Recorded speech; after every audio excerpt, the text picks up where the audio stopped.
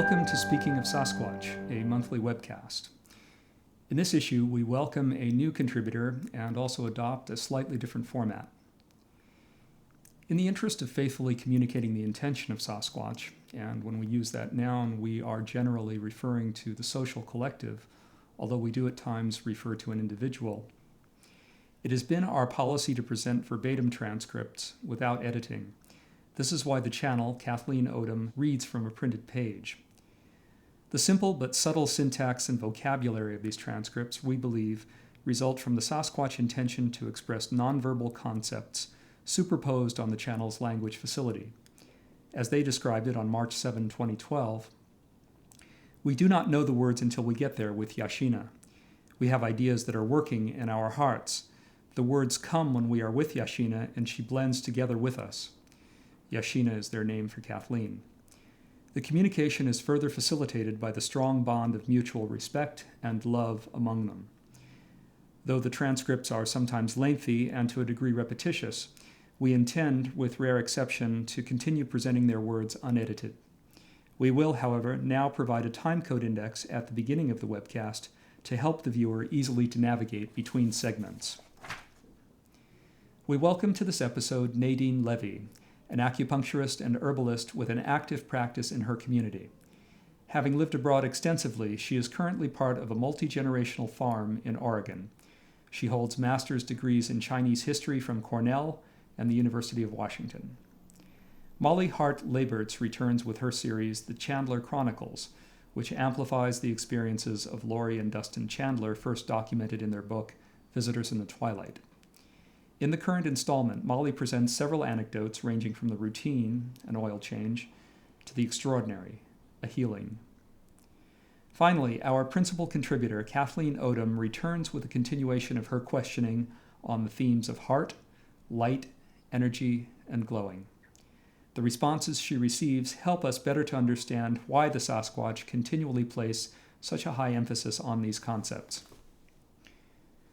We suggested that it might be fruitful for Nadine Levie, as a healer, to begin a dialogue with an individual Sasquatch of our acquaintance, a strong and steadfast daughter named Mashinta, who works with plants and herbs. Two remarkable individuals, Nadine and Mashinta, dedicated to service. Here now is their question and answer session, facilitated by Kathleen Odom. Since we are both healers working with energy and earth substances, I asked Mashinta her insights on how I can better access the information of the plant kingdom and the mineral kingdom for my work, and this is what she had to say. Quote, "The most important is for you to feel the earth, feel the plant ones, feel the mineral ones. To feel these ones who are part of you, you must remember you must be in your heart. When you are in your heart, you will know who all the other ones and all the connections will be made for you. It is good for you to touch, to feel, to smell the plant ones, to see each plant one with your heart, to feel the connection, the oneness. The plant ones want to be with you. They want to be one with you to bring healing and wholeness to all the other ones. When you can feel and see the plant one as the one in the whole, you will know how this one can bring healing with you. Speak with the plant one. Ask the plant one what it wants to say to you. Speak with your heart to the plant one to say how you would like to be together. You will hear the words. You will see what the plant wants you to see. Each plant one will have its own words for you, its own vision for you. Be with the plant one to expand who you are together. It will make you feel good. The mineral ones will help you to gather and hold energy of each one. Be with the mineral ones as you are with the plant ones. Each mineral one has its own energy to hold, to share with you in the healing. It is important for you to feel and see the aliveness of the mineral ones. Each one is alive with its own life energy. You will feel this when you touch the mineral ones and feel the energy coming into your heart. And that is all for now.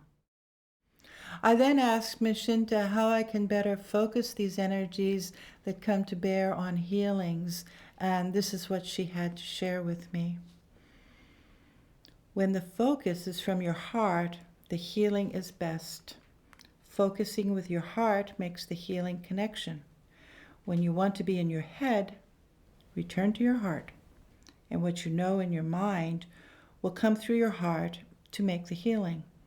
Your heart makes the words of your mind to be alive, to have healing energy.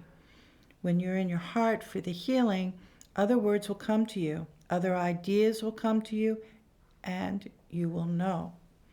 You will know with your heart, and the healing energy will grow quickly there. When you want to be in your head, then gently breathe the life energy back into your heart, and the words and ideas will follow. That is all for now.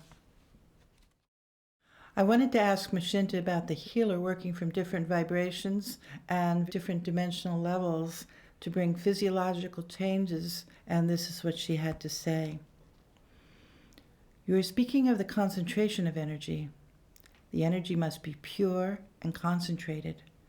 The vibration, as you call it, must be focused on a beam of light energy.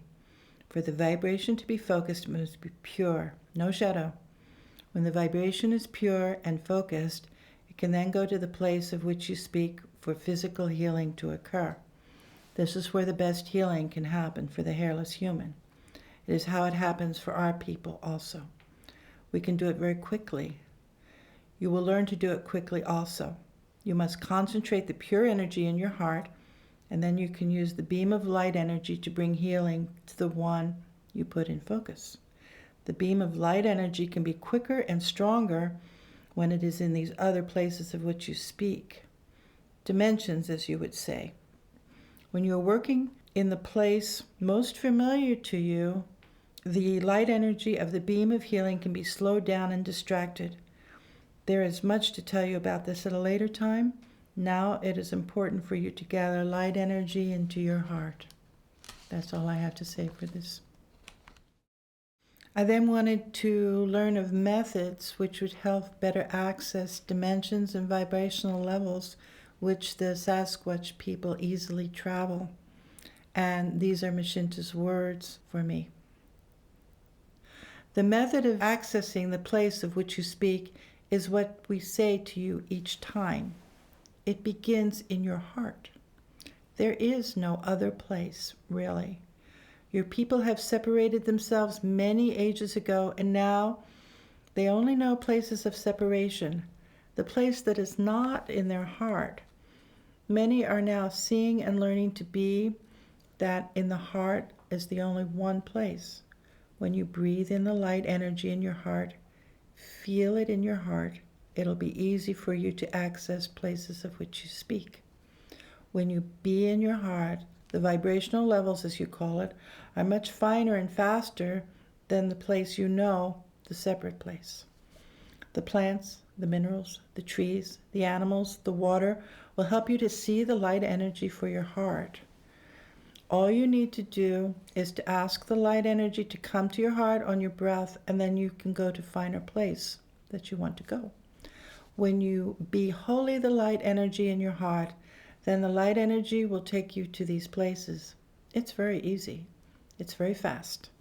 When you know the all one, then you will be in these places of which you speak. It is not possible to go to these places if you are not in the light energy of your heart. It is that simple, and that is all for now.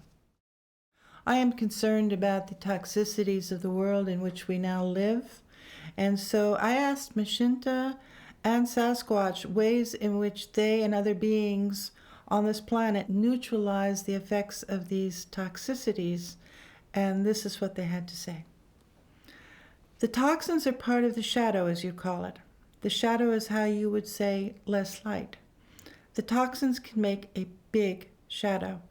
Many of your people do not know the shadow is the shadow because they do not know the light. They think in their minds they know the light, but they have forgotten.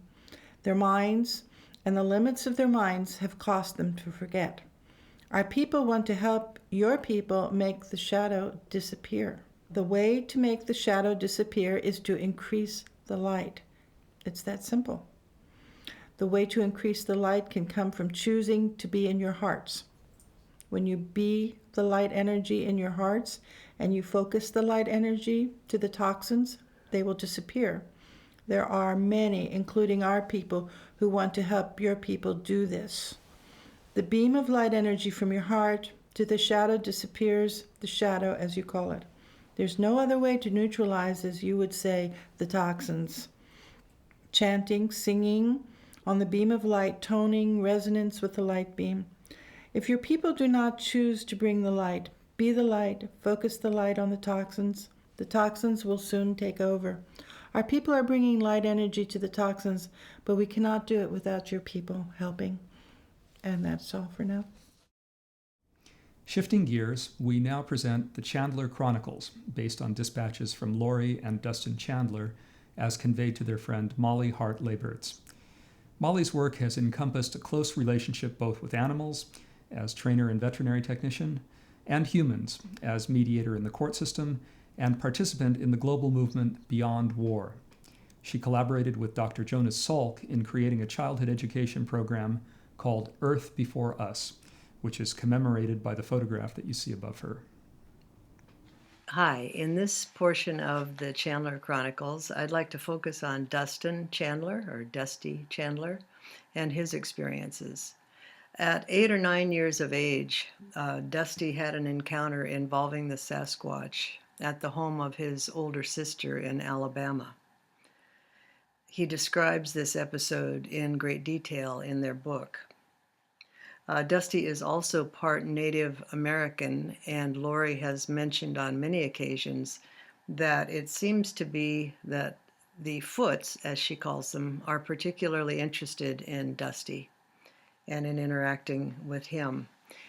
In her own words, quote, "Actually, I found that the Foots really started to make their presence known on our property right after my husband moved into the house.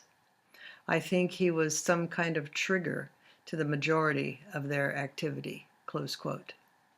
Now, Lori had noticed many unusual things happening on their property for some time, but it was only after she and Dusty married and he moved into their home that they saw the first track. It was one distinct track left on the ice on January the 11th, 2011. One lone track, where there could have been a whole line of tracks had they chosen to be left that way. In the beginning, the Chandlers were terrified of what was happening on their property at all hours of the night and the daytime. Compared to what was happening on their 6 acres of land, they sometimes looked forward to the normalcy of the suburbs. That seemed very appealing at times, and had they been able to, they would have opted for the relative peace and quiet of a neighborhood. There were episodes, however, like this next one, that Lori and Dusty began to shift in their thinking some. It was an episode where Dusty was actually rescued. Again, in Lori's words, "Dusty and I agree that we would never want to hurt them, since Dusty was saved by one of the Foots about a year ago. What happened was, he was doing a walk around the property and met up with a pack of the neighbor's dogs. There were about 5 pretty big ones, and they started to make threatening moves on Dusty, like they were fixing to attack him. Suddenly, he heard a tremendous, deep growl behind him that froze him in his tracks. The dogs turned tail and ran away very quickly. He finally gathered his wits about him and turned to look in the direction of the growl. There was nothing there. It took a minute or two for him to get over being scared to look, but by that time the Foot had hidden itself. So we don't think all bad things about them. They do have their moments," close quote. As time goes by, the experiences with the Foots became more and more surprising. Both Dusty and Lori began speaking to them both out loud and telepathically. They were skeptical of all this at first, but to their amazement, they began to have actual communication. Here is a story of how Dusty was helped one day while he was working on his truck. Lori's words, quote, "Now on to the foot news. Dusty was doing some work underneath our truck yesterday, trying to get a very stuck oil filter off of it in order to change the oil. He literally had to tear the filter to bits, but even after doing that, part of it was still stuck onto the truck. He was having to hammer away at it, trying to get it loose, and apparently the Foots probably thought he was messing with them. Dusty said he heard them screaming and yelling back in the woods and doing wood knocks back in reply to his banging with his hammer. At one point, Dusty said it sounded like they were tearing down a house out there in the woods with trees breaking and snapping like crazy near our house. Dusty tried to ignore them, but still couldn't get the oil base off of the truck. He yelled, 'Foots, if you're out there, I need some help getting this off.' He said this while he was trying to turn the wrench on the filter base. He suddenly got a surge of strength and the filter base came off. He then heard something in the bushes near him. He turned his head to see a shimmering type of heat wave-like thing float past the truck. If you've ever seen Predator, it was something like that. Amazing, huh? Apparently the Foots went invisible and helped him out to get the filter off." Close quote.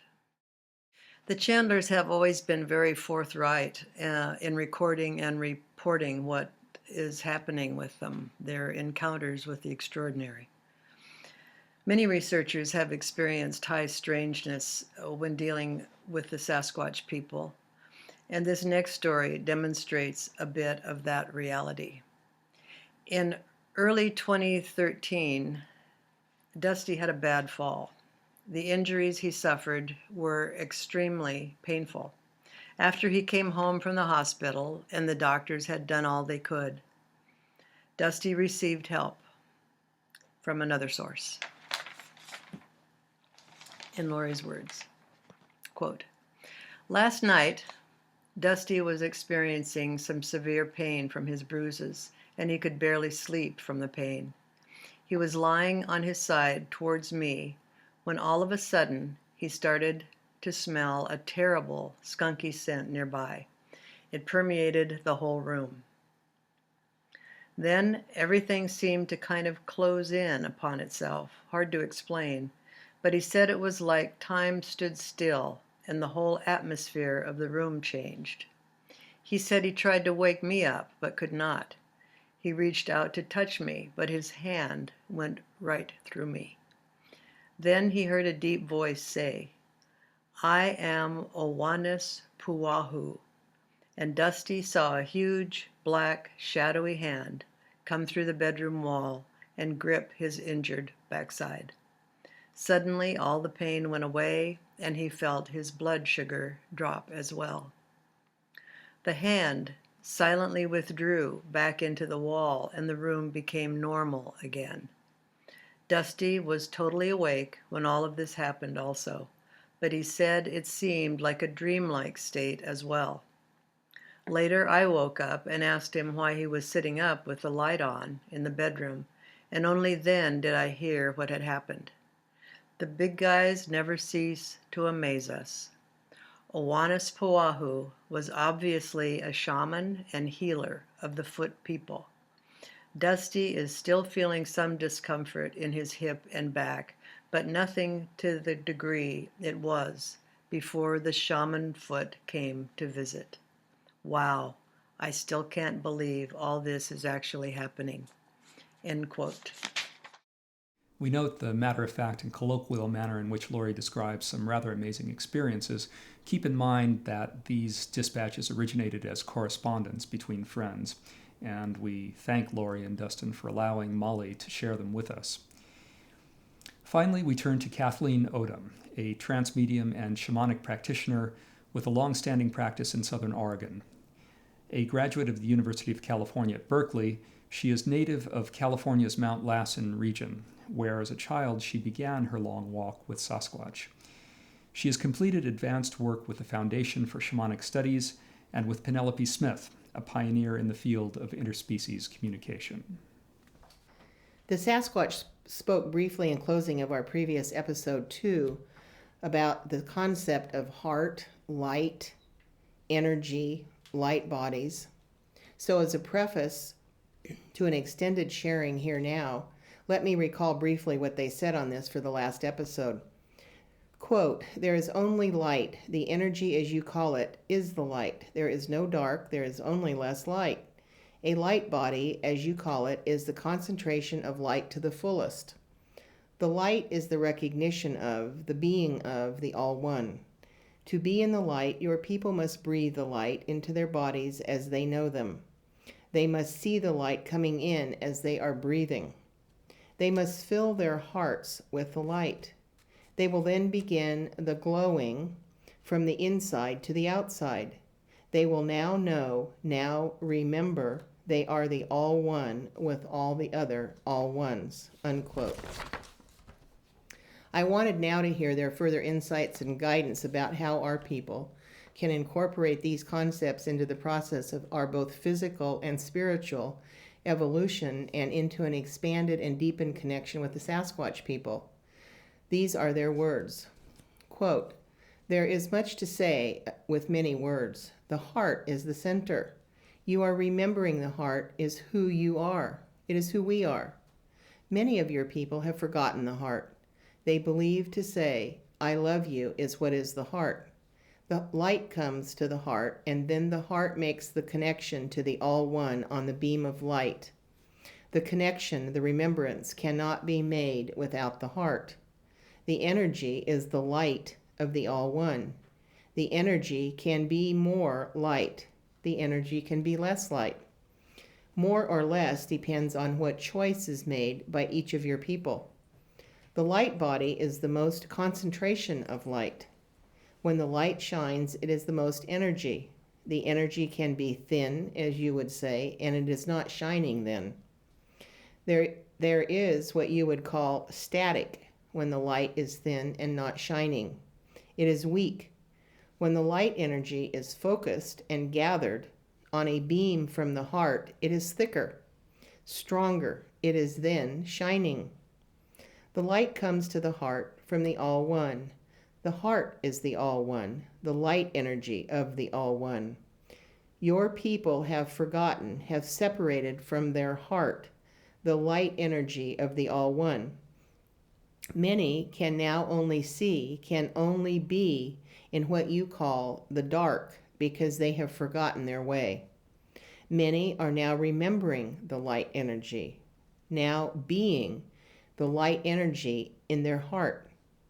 When they are being the light energy in their heart, they can then shine the beam of light energy from their heart to all the other All-Ones, to all that is. The other humans, including our people, the animals, the plants, the trees, the minerals, all of the living beings. Our people have not forgotten the light. Our people want to help your people to remember the light, to be the light in their hearts. Then each of your people can use the light to bring more light. This is all for now," unquote. Because the Sasquatch have often spoken of our breath being an integral part of being in our hearts, I wanted to learn more about breath and how our people can use it to expand and transform our connection to the All-One. Here now are their words. Quote, "The beam of light comes to the heart on the breath. As you would say, if there is no breath, there is no light.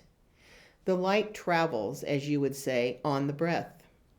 We tell you to remember the light. We tell you to invite the light to your heart with your breath. This breath must fill your entire being. You can see it and you can feel it. This breath must be a large breath, not a small breath. Hold this breath inside and it will fill your heart. When it fills your heart, then you can send the light on the beam from your heart to the heart of each one of the All-One. This beam of light makes more light. This beam of light is the connection between the heart of your people and the heart of our people. When there is no beam of light, there is no connection. The more light you be, the stronger the connection between our peoples and all the other ones of the All One. The light is the connector of all the hearts of the All One.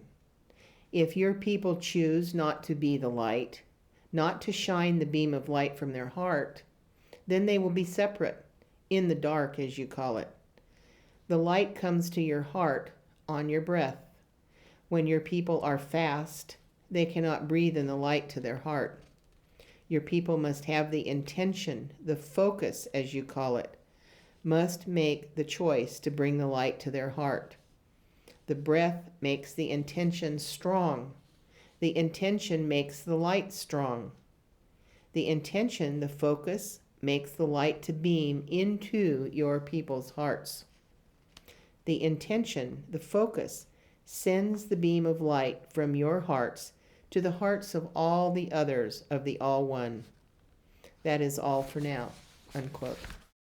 I then wanted to hear the insights on glowing, a word they mention frequently in our conversations. I wanted to know how they perceive one of our people glowing versus one of our people not glowing. This is what they said to me.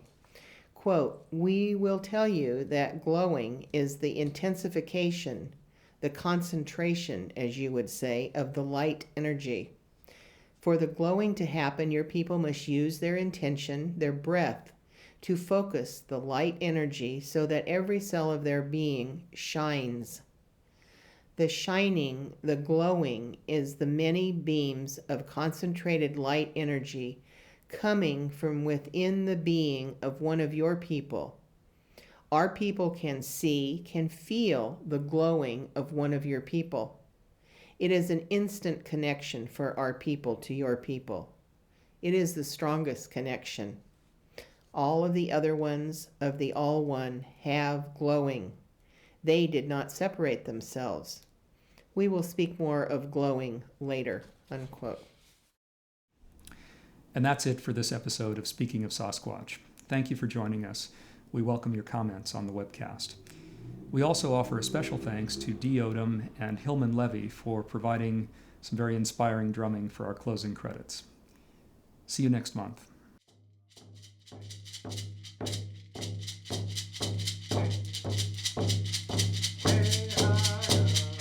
Hey,